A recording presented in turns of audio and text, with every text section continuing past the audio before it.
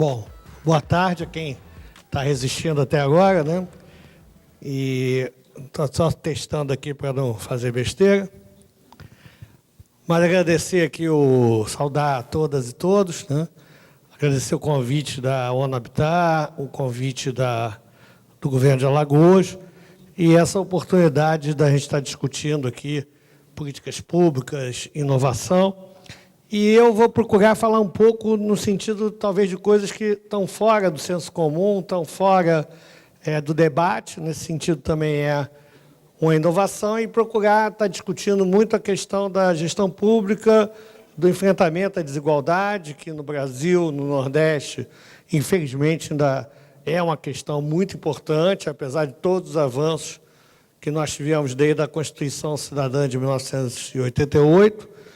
Eu vou procurar também mostrar isso, procurar mostrar alguns dados positivos, principalmente no momento de tanto pessimismo e tanta confusão que nós estamos vivendo no nosso país. Então, está trabalhando isso, trabalhar a ideia de integração de política, de coordenação de políticas. Bom, então vamos lá.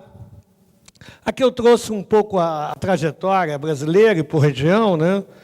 E a gente vê aqui que, na verdade, nesse período aqui de 1970 a 2015, esse é o PIB brasileiro e qual é a participação de cada região, né? Alagoas é um estado pequeno, participa com perto de 1% do PIB nacional e teve um crescimento de participação. O Sudeste perdeu participação no PIB brasileiro, a região Sul ficou estável, o Centro-Oeste ganhou muito com Brasília, com a soja, e o Norte e o Nordeste tiveram ampliação de participação. Ou seja, quer dizer, o Brasil, ele desde 1970, apesar de todos os problemas, apesar de ainda ter uma concentração de renda bastante grande nesse período, uma política de concentração de renda que, na verdade, só vai começar a se modificar mais efetivamente a partir da Constituição de 88, depois do Plano Real e todas as políticas sociais que aconteceram no país, volto a dizer, desde a Constituição Cidadã de 1988. Esse dado é um dado impressionante, gente, que muda muito o pessimismo, né, que a gente vê com o Brasil. Isso é um dado do Índice de Desenvolvimento Municipal, então é um dado vinculado às Nações Unidas, que mostra que o Brasil, em 1991, logo depois da Constituição Cidadã, que criou o capítulo... Então, desde, não sei se está dando para vocês verem o número, que o auditório também é bastante grande, mas em 1991... nós tínhamos no Brasil 4.777 municípios que tinham um índice de desenvolvimento humano muito baixo. Hoje, 2010, porque esses dados usam os dados do censo, então só dá para fazer de 10 em 10 anos, nós temos apenas 32 municípios no Brasil com IDH muito baixo. Isso não é notícia fake, isso é fato, isso é real. E a gente vê como o Brasil avançou desde a Constituição Cidadã, desde o fim da inflação, que vai ajudar também nesse sentido, ampliação muito grande que teve no Brasil inteiro em termos de política de saúde. Então, a gente sai de 4.777 municípios com IDH muito baixo para apenas 32. IDH alto. Em 1991, nós não tínhamos um município brasileiro com IDH alto. Hoje nós temos 1.889. Ou seja, a democratização, a Constituição de 88, a inscrição da Seguridade das políticas sociais na Constituição geraram efeitos efetivos, sim. Ou seja, acho que é um dado muito pouco divulgado, muito pouco conhecido, e que faz um contraponto importante a visões autoritárias, a visões pessimistas, a visões de cachorro vira-lata, como dizia o nosso querido Nelson Rodrigues, e eu acho que mostra um avanço importante como as políticas públicas e como a Constituição de 88 ela é importante para esse país. Outro dado muito importante, às vezes a gente ouve falar, o Brasil tem a maior carga tributária do mundo. Não é verdade. Os países escandinavos têm uma carga tributária muito maior, o Canadá tem uma carga tributária muito maior. A outra questão é que quando a gente vai olhar a receita tributária, o Brasil, por exemplo, ele tem uma carga tributária parecida com a média dos países europeus. Significa que nós temos no Brasil a mesma receita pública por habitante para gastar? Não. Porque nós temos, por exemplo, na Alemanha, qual é o PIB per capita da Alemanha? 42 mil reais. Isso aí está em real? Está em real. 42 mil dólares. Né? Qual é o PIB per capita na França? 36. Qual é o PIB per capita no Reino Unido? 40. Qual é o PIB per capita na Itália? 30 mil. Nos Estados Unidos, 57 mil. E no Brasil? 8.600. Isso em dólar. Ora, 35% de 42 mil, que é a Alemanha, não é igual a 35% do Brasil, que é 8 mil. Então o Brasil tem uma carga tributária parecida com a dos países europeus, mas sobre um PIB per capita que é várias vezes menor do que os países europeus. Então, mesmo se botar o Papa Francisco para fazer política pública no Brasil, ele não vai poder ter o mesmo padrão da política pública na Dinamarca, na Suécia, na França, no Canadá. Né? Ou seja, nós temos que ser pobres, porém limpinhos. E nesse caso, secretário, a gente tem que discutir muito mais as prioridades, como integrar as políticas. Eu vou mostrar aqui uma política que a gente tem na Prefeitura do Rio, dos territórios sociais, onde a gente integra o trabalho de todas as secretarias. E nós estamos indo buscar os invisíveis, os pobres dos pobres. Não precisa ir à Secretaria de Desenvolvimento Social um dia, não precisa ir à saúde no outro dia, a gente pode ir só, por exemplo, à agenda da saúde. E já traz essas pessoas para dentro da rede de proteção que a Prefeitura do Rio já tem, porque tem uma estrutura profissional bastante bem feita, que já vem sendo construída. O Rio de Janeiro é curioso, porque nós temos uma máquina estadual praticamente falida. Quase sem funcionário público. Nós temos, secretário, uma crise fiscal com pouco funcionário. Ou seja, a situação do Estado do Rio de Janeiro é absolutamente dramática. Temos pouca receita, pouca estrutura produtiva, pouco funcionário nativo e muito velhinho aposentado. Mas não vamos matar os velhinhos, não é nem de Bolton. Então, a gente tem um desafio, né, de médio e longo prazo no Estado do Rio de Janeiro, e um exemplo a não ser seguido pela trajetória do Estado do Rio de Janeiro nos últimos 40, 50 anos, que não deve ser seguido, deve ser apresentado. A cidade do Rio de Janeiro está metida no meio dessa crise gravíssima do Estado do Rio de Janeiro, mas tem uma estrutura pública bastante boa, e nós estamos usando ela. Ou seja, a gente precisa ter uma estrutura leve no setor público, a gente precisa usar novas tecnologias, mas a gente tem que entender que serviço público é gente, não é indústria. Então, saúde, a gente vai conseguir avançar, usar menos pessoal? Talvez, mas vai continuar usando. Educação, tem educação à distância. Então, na verdade, serviço público é muito gente também, do jeito mais leve que puder, usando todo tipo de tecnologia, mas eu acho que isso é um ponto. Então, gente, esqueçam que o Brasil tem a maior carga tributária do mundo. Não existe isso. Outros países é muito maior em termos de percentual, que a carga tributária, quando eu falo isso, eu estou comparando a receita pública com o PIB. Além disso, mesmo o Brasil hoje diminuiu a carga tributária, está 31%, 32%. Aí vai um país como o Reino Unido, que está mais ou menos 32% também. Ou seja, 32% da riqueza gerada a cada ano no país vai para o setor público. Significa que o governo brasileiro tem o mesmo para gastar que o Reino Unido? Não. Porque nós temos um PIB per capita baixa. E aí vai 35% ou 30% da riqueza para gastar por habitante, mas por habitante o PIB é muito menor. Tem 72 países que têm um PIB maior que o nosso, PIB per capita. Então é 30% sobre 10. O outro é 30% sobre 50. Então a nossa receita pública por habitante é baixa. Então mais ainda... E mais ainda no Nordeste, mais ainda em regiões que não são tão ricas no Brasil, né, a gente vai ter que ter uma preocupação imensa de como gastar bem, como gastar melhor, qual é a nossa prioridade, como é que a gente amplia a estrutura produtiva, como é que a gente diminui a desigualdade, como é que a gente gera um ciclo virtuoso. Isso aqui é a crise brasileira, não sei se isso vai dar para vocês verem, mas recente, é a perda de empregos.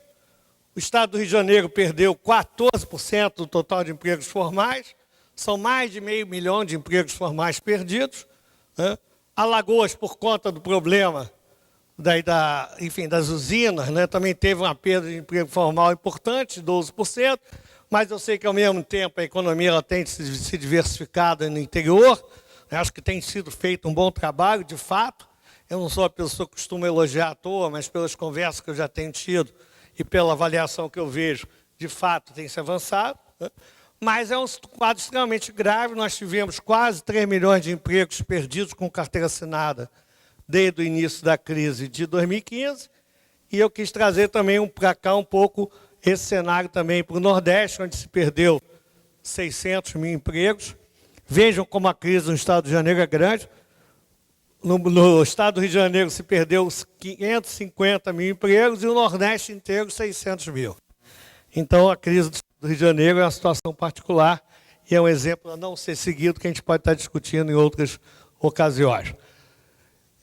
Eu vou dar um exemplo aqui, que eu acho que o mais importante, quando a gente pensa em política pública, é como é que a gente integra.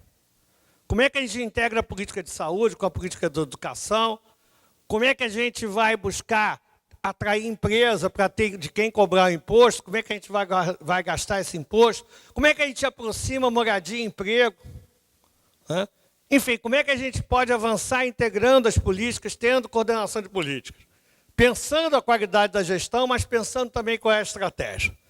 Então, uma estratégia que é muito importante, desculpa, eu tinha desligado aqui, depois voltou. Uma estratégia que é muito importante é como vencer a desigualdade. E na Prefeitura do Rio de Janeiro, a gente teve uma série de coisas que foram continuidade em relação à gestão anterior da Prefeitura com a gestão atual. Eu mesmo já estava de presidente do Instituto Pereira Passos, que é um órgão de pesquisa e estatística da Prefeitura do Rio. Na gestão anterior, sou um pesquisador da Universidade Federal do Rio de Janeiro, que já estuda o Rio de Janeiro há muito tempo, e o prefeito Crivella manteve toda a equipe do Instituto Pereira Passos. E os quadros de carreira da Prefeitura já vinham discutindo, usando a tecnologia do PNUD, sobre pobreza multidimensional, e como é que a gente pode buscar os pobres dos pobres.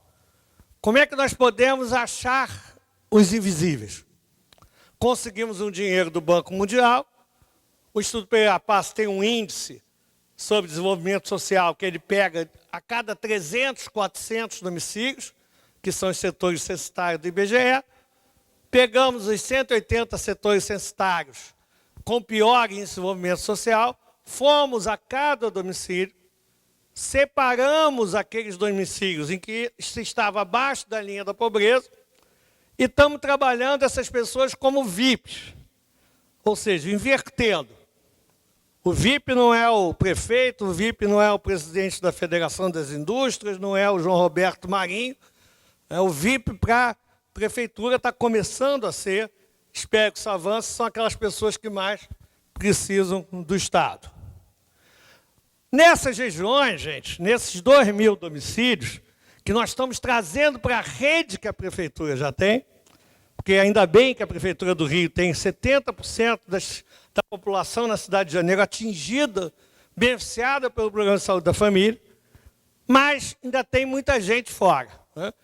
E na cidade olímpica, segundo o PIB do país, cidade extremamente desigual, metrópole mais desigual ainda. Nós temos em Queimados, em Botafogo, a taxa de homicídio por 100 mil habitantes, zona sul da cidade de Janeiro, é 4 por 100 mil. Queimados é 140. Pavuna é 90. E essa é a cidade olímpica. Aliás, eu acho que a gente tem que fazer uma enorme autocrítica sobre o benefício que, de fato, uma Olimpíada pode trazer. Porque como é que pode a cidade do Rio de Janeiro, após ter tido Pan-Americano, Jogos Mundiais Militares, Copa do Mundo, Olimpíada, nós temos a cidade mais atingida pela crise, termos 300 mil pessoas que perderam emprego, termos tido mais de 300 mil, termos tido mais perda de emprego em carteira de cidade que a cidade de São Paulo, que é o dobro da economia da cidade do Rio de Janeiro. Então, eu acho que essa é uma lição também, tem muitas cidades que estão pressionando o Comitê Olímpico para simplificar. Nós temos um velódromo que tem que ter ar-condicionado ligado 24 horas por dia o resto da vida. E, ao mesmo tempo, nós temos, nessas regiões mais pobres, 22% das crianças fora da creche. 25% dos domicílios têm pelo menos uma criança fora da escola. 35% das pessoas não têm documento, não sabe se tem. 69% não estão na rede de esgoto, que é um problema de todas as grandes cidades brasileiras. 74% tem alguém na família que não tem 5 anos de estudo. 94% acha que talvez não chegue no final do mês com comida dentro de casa. E 65% das pessoas não têm filtro em casa. Todas agora já têm filtro em casa. Esse programa Territórios Sociais, nós reunimos, o Instituto Pereira Passos coordena junto com a Casa Civil, saúde, educação, cultura, já fizemos editais, já estão tendo atividades culturais nessas áreas, né? Se reúnem toda semana, um comitê gestor com todas as secretarias, exatamente para integrar as políticas, para fazer com que famílias, e acompanhar, porque famílias muito desestruturadas, a tendência da criança é sair da escola, então não adianta botar, tem que botar e acompanhar, e tem que voltar. Então é nesse sentido que nós estamos procurando trabalhar. Eu trouxe aqui alguns autores, rapidamente, só para fechar, que discutem a questão do desenvolvimento. Primeiro, o Richman. Muitas vezes os economistas falam o seguinte: resolve a educação, a região está resolvida. A Argentina, do final do século XIX para o início do século XX, tinha o melhor padrão educacional da América Latina, desandou. A Guanabara tinha o melhor padrão educacional dos anos 60. Foi a região que menos cresceu no Brasil. O que nós mais fizemos foi exportar capital humano. Albert Richman tem um livro maravilhoso chamado Estratégia de Desenvolvimento, e que aí vai dizer o seguinte: o que gera desenvolvimento? Não dá para dizer, é uma conjunção de fatores. Vai depender do tempo histórico, do território, o mais difícil é começar. Talvez o Richman seja o cara que mais explique a China. Os economistas tradicionais dizem, vai parar porque falta instituições do padrão ocidental, falta isso, falta aquilo. E esse gigante continua se movendo. Se continuar assim, vai passar os Estados Unidos em termos de PIB, mas é claro que a história é sempre um livro em aberto, né? Pode ser que isso não aconteça como o Japão. Nos anos 70 se dizia que ia passar os Estados Unidos e acabou não ocorrendo. Mas eu acho que o Richman é um autor extremamente interessante, a questão da autoestima é fundamental, a questão da cultura. Estava conversando aqui hoje, no Rio tinha uma médica chamada Nise da Silveira. Ela começou a trabalhar doentes psiquiátricos usando a cultura, usando a música, usando a pintura, com resultados extraordinários. Alagoana, maravilha.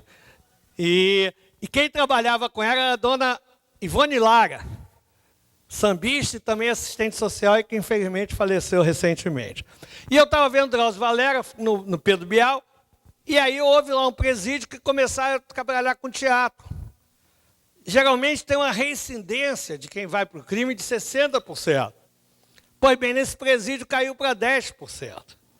Veja como a cultura pode humanizar as pessoas, tocar as pessoas, dar autoestima às pessoas e modificar radicalmente a realidade. E o Richman é também um economista que se preocupa muito com a questão da cultura e com a questão da autoestima.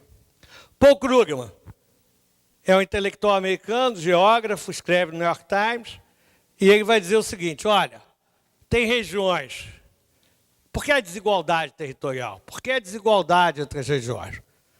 Existem regiões que têm fatores mais que expulsam do que atraem, e existem regiões que têm fatores que mais atraem do que expulsam.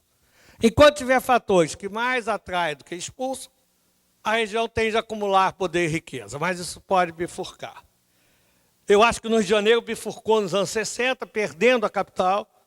Nós quase não temos reflexão regional no Rio de Janeiro, nos equivocamos muito, e o golpe de 64 caçou as lideranças políticas do Rio de Janeiro pela esquerda e pela direita. Entrou o doutor Chagas Freitas, dono dos jornais populares lá, e para sintetizando, vocês terem ideia de que era o Chagas, ele foi o camarada que roubou o jornal do Adhemar de Barros. Aqui não está falando o Mauro, prefeito do Rio, o Mauro, professor da UFRJ. Então ele roubou o rouba mais fácil, porque o Adhemar de Barros era conhecido como rouba mais fácil. Esse cara ganhou a hegemonia, o Rio virou o sul da Itália, entrou nessa crise com muito mais fragilidade. Nós temos todas as lideranças da Assembleia Legislativa do Estado de Janeiro, as principais presos. Nós temos 5 dos 6 conselheiros do Tribunal de Contas presos, afastados. E nós temos o Tribunal de Contas no Estado de Janeiro que gasta igual ao de São Paulo. Só que São Paulo tem uma receita pública, tributária, 5 vezes maior que a nossa. Tem mais de 600 municípios, o Estado de Janeiro tem só 92. Então, o Rio de Janeiro entrou no ciclo vicioso. Eu acho que o que vocês têm que procurar estudar aqui em Alagoas, quais são o que atrai? Com certeza a cultura, a história, o turismo. O que expulsa? Violência. E aí tentar trabalhar os fatores que atraem, que potencializam e procurar evitar e diminuir os fatores que expulsam. Vou correr aqui, o Myrdal é usado muito pelo Krugman, trabalha essa ideia de ciclos virtuosos e ciclos viciosos. É um grande autor, foi prêmio Nobel em 74. O Douglas North trabalha muito a questão de como as leis e a cultura de uma região influenciam no dinamismo econômico, como a cultura política e o marco de poder influencia. É só pegar o sul da Itália e o norte da Itália. Por exemplo, no Espírito Santo, Paulo Artung, presidente da Assembleia Legislativa lá, era acusado de crime, foi preso, teve lideranças novas, o Espírito Santo começou a avançar mais. Eu acho que no Ceará também houve alguma coisa parecida, né? Enfim, com um avanço e uma modernização em relação aos coronéis que tinham. Então, o Dornoff, acho que trabalha muito essa ideia, que o marco de poder, a cultura, as leis, é necessário avançar, porque podem estar ajudando e podem estar atrapalhando. O exemplo clássico é o sul e o norte da Itália. O Geoffrey Rhodes é outro autor que vai na mesma direção. E obrigado, desculpem se eu me alonguei demais. Confesso que eu nem olhei o tempo que faltava, que poderia aí me atrapalhar um pouco na apresentação. Espero ter contribuído. Espero que esse Estado maravilhoso consiga ter mais forças centrípetas que atraiam do que forças centrífugas. Pelo que eu vi, nós estamos caminhando nessa direção. Espero que a gente continue. Espero que a gente tenha mais juízo nesse país. Espero que diminua fake news. Espero que diminua a raiva. Espero que aumente a fraternidade, a gente possa diminuir a desigualdade e avançar como o Brasil e os brasileiros merecem. Obrigado, gente. Boa tarde.